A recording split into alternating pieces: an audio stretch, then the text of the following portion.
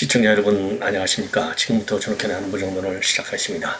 이제 결국은 이제 금년도 마지막 날이 됐습니다. 조금 전에 자정을 지났는데요. 자, 우리 시청자 여러분들 금년 한 해 좋은 성과를 올렸으리라고 믿고 내년도 개미년에도요 더욱 뜻깊고 또 소원하시는 바를 잘 성취하시기를 바람하지 않겠습니다. 자, 하여튼 금년도 이 다사다난한 한 해였는데요. 내일은 이 전 언론에서 볼 때 2020년도 가장 중요한 탑 뉴스 어떤 뉴스들이었는지 한번 이 평가를 해 드리도록 하겠고요. 오늘 이 시간에는 지금 현재 최근에 말이죠. 국회에서 임시국회에서 이 반도체법 이 세액이 생각보다 정부가 요청한 안보다도 훨씬 더 줄여서 통과가 됐어요. 그러니까 정부에서는 최소한도 한 25% 정도 이 정도를 이 세액을 좀 감세할 그런 계획이었는데 결국은 최종적으로 한 8% 정도밖에 이 세액 공제가 이루어지지 않았습니다. 여기에 관해서 윤석열 대통령이 굉장히 좀 서운한 그런 이 평가를 했어요. 그래서 다시 한번 정부가 적극적으로 이 세액을 좀 조정하도록 나서라. 그래서 1월 중에 열리는 임시국회에 틀림없이 열릴 건 분명해요. 왜냐하면 야당이 이재명 방탄치를 내고 또 임시국회를 1월 9일 날 이제 끝나면은 다시 곧이어서 이뤄질 것 같아요. 그래서 차기 임시국회에서 아니면 지금 1월 9일 한 열흘 정도 남았으니까 빠른 시간 안에 이 세액 조정을 다시 한번 하라 이렇게 강력히 지시를 했습니다. 이 내용을 다시 한번 여러분께 자세히 말씀을 드리도록 하겠고요. 그 다음에 중국발 코로나가 이미 이제 우한 코로나 사태 때도 사실 전 세계 코로나가 중국 때문에 생긴 거 아니겠습니까? 이번에 다시 중국발 코로나가 굉장한 긴장 요인으로 작용하고 있어요. 그래서 우리 정부도 다른 이 서방 선진국에 비해서는 조금 한 동작이 늦었다 이런 비판도 나오고 있는데 어쨌든 간에 중국발 유입 가능성을 차단하기 위해서 다양한 이 제한 방침을 밝혔습니다. 그래서 이 내용도 중점적으로 말씀을 드리겠고요. 그리고 절반쯤은 이제 대장동 사태와 관련해서 지금 일부 언론에서 나오는 여러 가지 중요한 뉴스들을 예컨대 이제 김만배 건강 상태가 지금 어떤지 그리고 네이버 전 대표는 말이죠. 이 성남 풋볼클럽에 이 후원금을 낼 때 이건 내월 성격이 강하기 때문에 본인은 반대했다. 이러한 TV조선의 단독 보도가 나오고 있고요. 그리고 백현동 아파트 이 비리 의혹 투성이잖아요.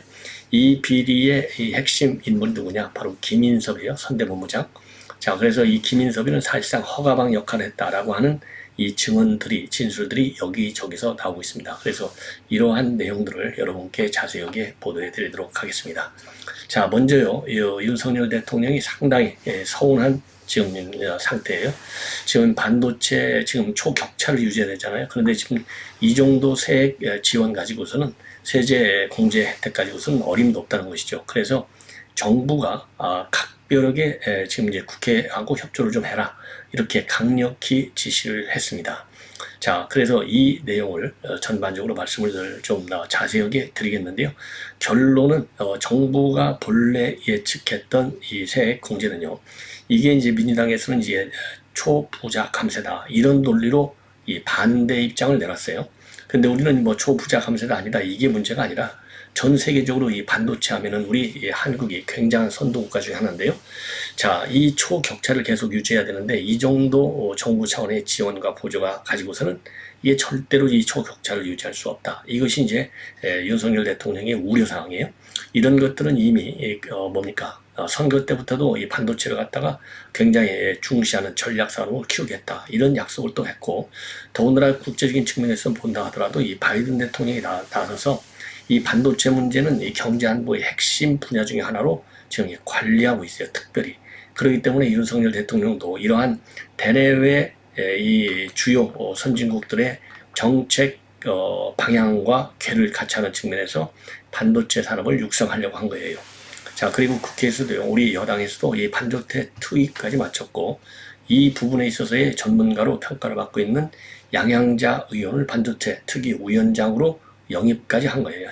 야당이지만은 그 정도로 반도체를 지금 전략적으로 키우려고 하는데 이 그 중에 하나 큰 인센티브가 뭐냐?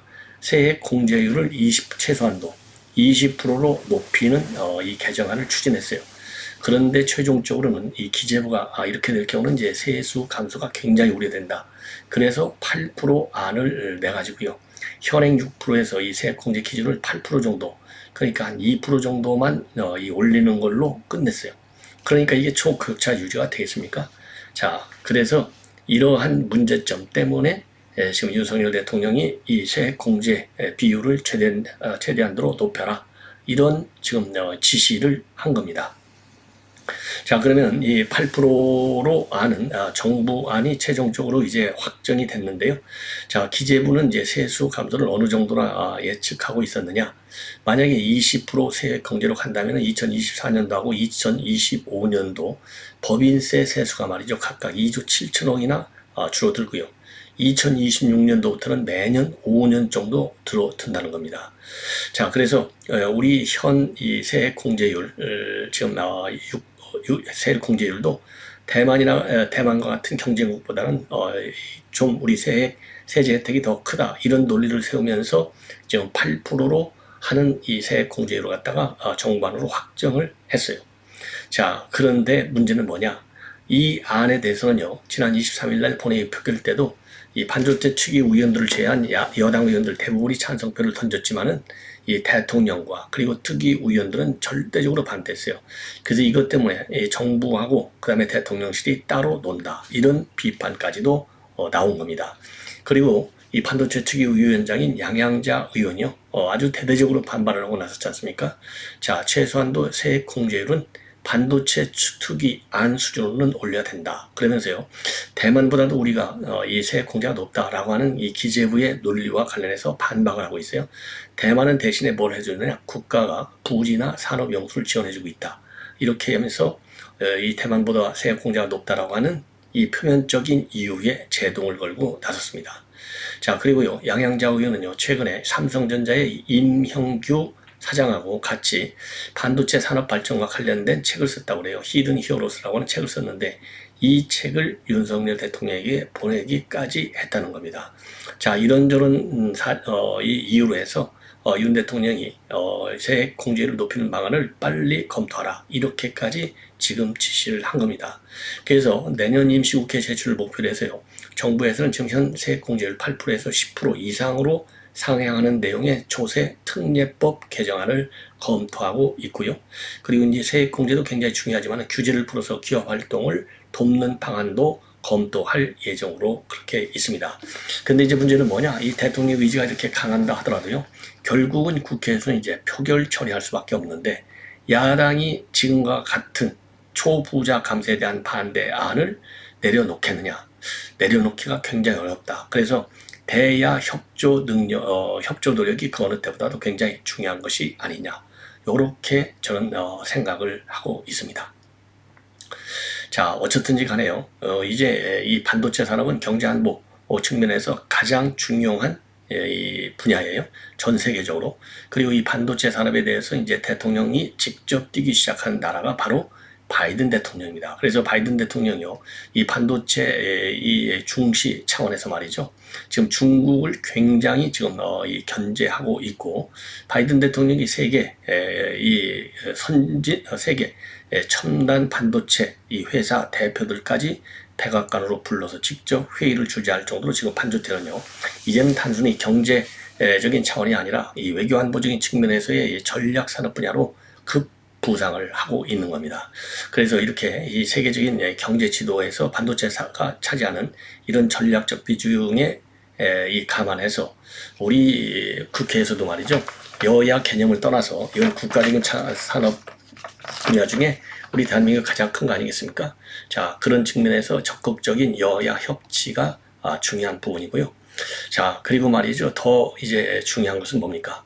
이번 이 반도체 이 세액과 관련해서 이 대통령도 지금 이제 보도를 보면요, 기재부 논리에 그대로 빠지지는 않는다, 그 기재부 논리를 좀 뭐라 그럴까요, 이 경계하고 있다, 이런 보도가 나오고 있는데요. 이런 것은 이미 저도 여러분께 소개해드렸는데, 조선일보의 김창균 논설 주간이 쓴 칼럼을 통해서 보면은 80년대만 하더라도요, 이 기재부가 아주 관료들이 브리핑을 엄청나게 대통령에 다녔다는 겁니다. 그 당시 우리 한국이 반도체 산업에 착수한다? 이거 나라 망하는 일이라는 겁니다. 절대 해서는 안 된다. 그럼에도 불구하고 그 당시 이제 전두환 대통령이 미래 먹거리를 창출해야 될 것 아니냐, 그래서 반도체 산업을 키워야 되겠다. 그래서 전략적 차원에서 검토를 해서 그 당시 키운 게 오늘날 우리 대한민국의 그야말로 산업의 가장 주축들 중에 하나가 바로 이 반도체잖아요. 그런 것처럼 윤석열 대통령도 지금 기재부에서 단순하게 세제 차원에서 이 접근하고 있는 것은 지금 반대하고 있는 건데요. 저도 윤석열 대통령의 이 초점에 저도 같은 생각이에요. 그래서 이 세수 감소되는 것은 다른 부분에서 만약에 세출을 구조조정한다든가 또 이 세입 부분을 좀 손본다든가 이 다양한 방법으로 반도체를 건들지도 않고서도 이 세수와 세출을 좀 맞추는 전략적 고려가 필요하지 않느냐. 그래서 좀 더 큰 그림을 그리는 그런 노력이 정부 차원에서 그리고 특히 민주당에서도 필요한 시점이다. 이렇게 저는 판단을 합니다. 자, 이 반도체 문제는 이 정도로 하고요. 이제는 이제 코로나 사태인데요. 지금 이 보도들을 보면요. 중국에 있는 한국 공관원들 직원 평균 63%, 240명이 확진됐다. 그래서 우리 외교관들이 아주 대대적으로 좀 어려움을 겪고 있고요. 일부 공관의 경우에는 영사 업무를 임시 중단한 그런 상황도 있다고 합니다. 자, 그래서요, 지금 현재 중국에 있는 중계는요, 10개 공간이 있어요. 대사관을 비롯해서 총 영사관, fun관 총 10개 공간이 있고 인원이 한 380명 정도 되는데 그 중에 240여 명이 지금 이제 코로나 판정을 받았다고 합니다. 약 63%에 해당되는데요. 앞으로 중국 내 코로나가 확산됨에 따라서 우리 공관원들의 코로나 이 확진도 더 늘어날 가능성이 크다는 거죠. 자, 왜냐면은요, 이미 중국의 경우에는 현재 한 80%가 넘을 수 있다. 이런 우려까지 나오고 있다고 합니다. 그래서 우리 영사 업무가 굉장히 큰 영향을 받고 있는데요. 자, 이 선양 영사관, 청두 영사관은 이미 지난 19일에서 23일까지 비자 접수 업무를 중단한 바 있다고 합니다. 그런데 다행스러운 것은요, 이번에 이제 이 외교관들 코로나에 걸리긴 걸렸지만 심한 영상은 아니기 때문에 대부분이 한 210명 이상은 현재 다시 업무에 복귀했다고 합니다. 자, 그래서 어쨌든지 간에 중국발 이 코로나가요, 전 세계를 긴장시키고 있어요. 그래서 지금 우리도 말이죠, 그 중국 항공기 인천공항을 통해서만 입국하도록 했고 중국인들의 단기 비자 발급도 엄격히 제한하는 그런 추가적인 조치에 나섰다. 예.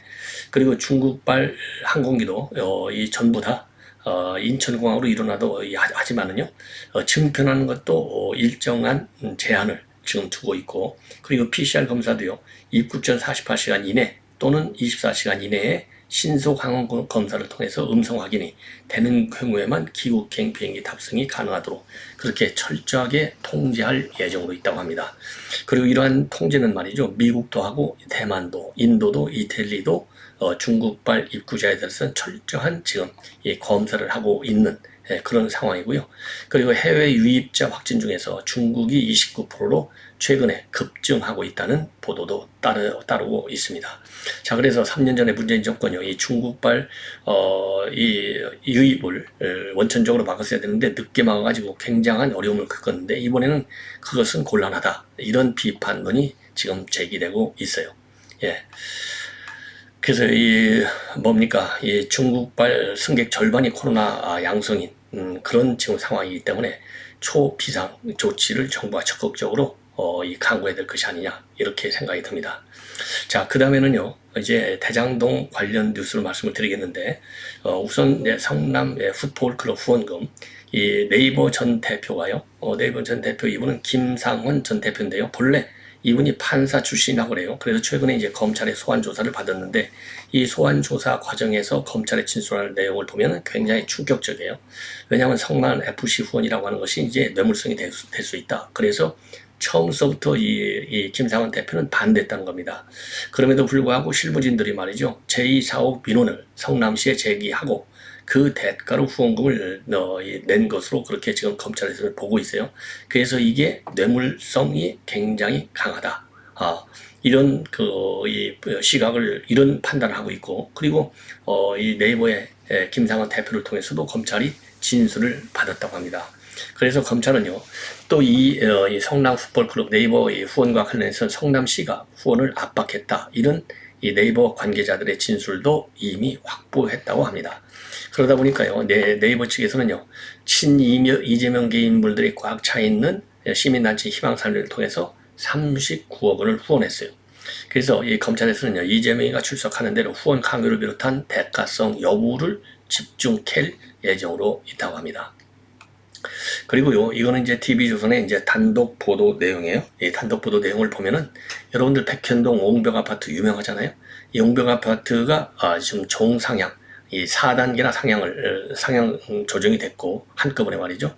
자, 그래서 자연녹지에서 준주거지역으로 그리고 이 임대 아파트가 100%로 짓게 돼 있었는데 딱 10%로만 임대 아파트를 짓게 하고 나머지는 일반 분양을 했어요. 이러한 이 특혜죠, 일종의. 이 특혜에 누가 로비를 했느냐? 바로 이재명의 2006년도 성남시장을 때의 선대 본부장인 김인섭이가 했다. 이게 일반화되어 있는 지금 거의 기정사실화 되어 있지 않습니까? 자, 그래서 이 부분과 관련해서요, TV조선의 이제 단독 보도 내용을 보면, 단독 보도를 내보면, 맞다. 이 김인섭이가 사실상의 실세였다. 이러한 이 진술을 그리고 이 언론에 폭로한 사람들이 유동규, 남욱 그리고 김만배마저도 그런 입장을 밝혔습니다. 그래서 최근에 경찰에서 말이죠. 유동규는요. 정진상이가 김인섭 씨를 얘기하면서 사업을 좀 잘 살피라. 이렇게 진술을 했다고 해요. 그러니까 이제 정진상이도 김진섭의 말은 100% 믿는다. 이런 얘기가 아니겠습니까? 그리고 남욱도 말이죠. 최근에 남욱은 이제 검찰에서 밝힌 얘기인데요. 아까 유동규는 경찰에서, 남욱은 검찰에서. 남욱은 아주 더 한 단계가 높아요. 발언 수위가. 백현동 인허가를 당한 허가방으로 한다. 허가방. 예. 그래서 이재명이도 함부로 못하는 가장 센 로비스트라고 들었다. 어마어마한 것이죠. 그리고 김만배도요. 이 김인섭이가 실세다. 이렇게 평가를 했다고 합니다. 자, 그런데 이러한 언론 보도 그리고 이제 관련자들의 진술과 관련해서 김인섭이는요. 부인하죠. 당연히. 2006년도 선거 때 도와준 게 전부다. 그리고 제기되고 있는 의혹은 모두 사실 무근이다. 이렇게 밝히고 있다고 합니다. 자, 하지만은요, 이 경찰은 지금 전반적인 백현동 사업 전반을 수사하고 있는데, 대장동 사건, 그 다음에는 성남FC 사건, 그리고 또 다른 뇌관은 뭐냐? 이 백현동 옹벽 아파트가 또 다른 이재명의 뇌근이 될 것이다. 뇌관이 될 것이다. 이런 전망을 하고 있다고 합니다. 자, 그래서 이 백현동 아파트에 대한 본격적인 수사가 상당히 시급한 상황이 아닌가, 이렇게 판단이 됩니다.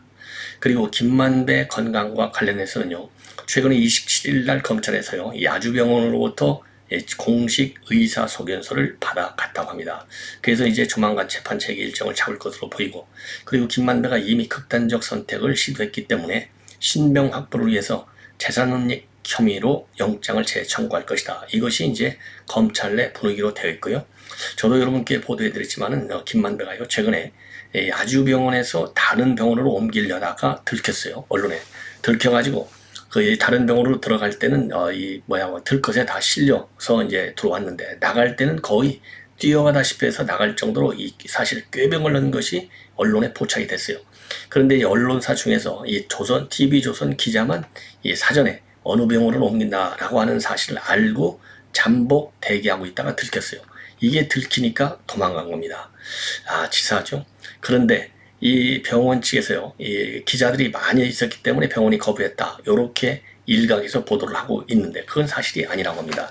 그 대기하고요, 이제 옮길 병원에는요, 기자가 딱 TV조선 기자 한 분밖에 없었다는 거예요. 그래서 이게 기자들이 몰려와서 병원이 입원을 거절했다. 이거는 사실이 아니에요. 역시 김만배답게 거짓말하는 것 같아요. 예. 자, 그래서 어쨌든지 간에 이제 김만배 이 상황이 굉장히 이제 언론의 주요 초점상이 되고 있는 것 같고요. 응급실을 찾은 것이 이제 호흡 증세 곤란 때문에 찾았다라고 하는데요. 이 TV조선 기자가 현장에서 봤을 때 이 호흡 곤란 증세 환자라고 볼 수는 없다. 그래서 이것도 꾀병이다. 이렇게 보고요. 그리고 이 아주병원에서는요, 이 외상센터 입원 가능 기간이 14일이라고 합니다. 그래서 더 이상 입원할 수 없다고 주장하는 바람에, 그리고 이제 3차 의료기관이니까 다른 병원을 알아봤는데, 다른 모든 병원들이 이 김만배를 받지 않으려고 한다는 거예요. 그래서 오갈 데가 없고 집에서 재택 치료를 할 수밖에 없다. 이런 지금 보도가 나오고 있습니다. 자, 그리고 이제 마지막으로요. 지금 조선일보에서 대대적으로 보도하고 있는데요. 여러분들 뭐 잘 아시다시피 지난달 20일 날 11월 20일 벌써 이제 한 달하고도 열흘이 지났는데 공군 KF-16 전투기 추락 사고가 난 바 있어요. 당시에 다행히요. 전투기 조종사는 말이죠. 비상 탈출에 성공을 해서 이 인명피해는 없었고, 그리고 이 끝까지 이 전투 조종사가 말이죠. 기술을 잘 돌려서 민가를 덮치지를 않아서 또 이 민가 덮친 이런 민간인에 대한 어떤 사상, 이 사고도 전혀 없었어요. 그래서 그동안에 쭉 조사를 해보니까 기가 막힌 일이 벌어졌습니다. 12년 전에 정비를 했는데요. 12년에 정비를 할 때 이 전투기의 연료펌프 구동축을 고정하는 너트가 있는데 이 연료펌프 구동축을 고정하는 너트를 끼워 넣지 않아 가지고요. 그러니까 이제 연료 공급이 잘 안 된 것이죠. 그래서 연할 사고가 났다는 겁니다. 그런데 이게 이제 12년 전에 발생한 맞으면 이 정비 불량인 것이죠. 이 정비 불량 때문에 이 너트는 지름이 한 5.5cm, 5cm, 두께가 한 1cm 정도 되는 조만한 너트인데 이 너트를 하나 제대로 끼워놓지 않아가지고 420억 원짜리 전투기가 말하자면 추락한 거예요. 이 기가 막힌 거 아닙니까? 자, 그래서 이런 문제가 발생한 것은 KF-16 전투기를 96년 도입하고 26년 만에 처음이라고 합니다. 예. 자, 그런데 그러면 어떻게 그동안에 600시간이나 이 전투기가 지난 12년간 600시간을 비행했다고 그래요. 자, 그러면 어떻게 그러면 이게 비행이 가능했겠느냐? 이게 이 너트가 어떻게 됐든 실수가 됐든 뭐가 됐든 너트가 이제 제대로 끼워져 있지 않아 가지고 사고가 났는데요. 다른 또 이 보조 장치가 있대요. 그래서 그 보조 장치로 인해서 그나마 지난 600시간은 사고 없이 이 운영을 한 것으로 지금 나타나고 있어요. 예, 너트 외에 구동축을 잡아주는 그런 문제가 한동안 발생하지 않은 거예요. 예, 참 이게 참 기가 막히죠. 그래서 지금 공군에서는요, 이 당시 문책위원회를 구성해서 당시 정비 책임 소재하고 징계 처벌 여부를 결정할 예정이라고 하고 있고요. 그리고 이 같은 엔진을 쓰고 있는 총 200여 대에서 특별 점검에 나섰다. 그렇게 지금 이제 보도가 되고 있습니다. 그리고요, 금년도에 들어와서 사고가 굉장히 많이 발생했는데 올 사고 5건인데 그중에 2건은 자재결함, 그리고 2건은 인적 과실, 1건은 조사 중, 이렇게 지금 알려져 있고요. 최근에 들어선 이 사고만 하더라도 지난 26일 날 무인기 침투했을 때 격추작전에 동원되려다가 이륙하다가 실패한 KA-1 공격기 사고, 추락 사고, 그리고 지난 10월 4일에는 북한의 탄도미사일 대응하기 위해서 강릉에서 동쪽 바다를 향해서 현무 미사일을 쐈는데 이 미사일이 강릉 쪽으로 선회해가지고 이 기지 인근에 떨어지는 사고, 그리고 이번 사고, 이렇게 금년도 들어와서 사고가 많이 났는데요. 이거는 그동안에 장비를 제대로 정비하지 않은 정비 불량, 그 다음에는 군 기강회의, 이런 것들이 원인이 아닌가 이렇게 판단이 돼서 이런 부분에 대한 전반적인 조사, 감찰 이런 것이 필요한 부분이 아닌가 생각이 듭니다. 시청자 여러분, 본 방송은 이걸로 마무리하고요. 잠시 후에 심야 방송 한 편을 더 보내드리도록 하겠습니다. 시청자 여러분들의 많은 시청을 부탁드립니다. 대단히 고맙습니다.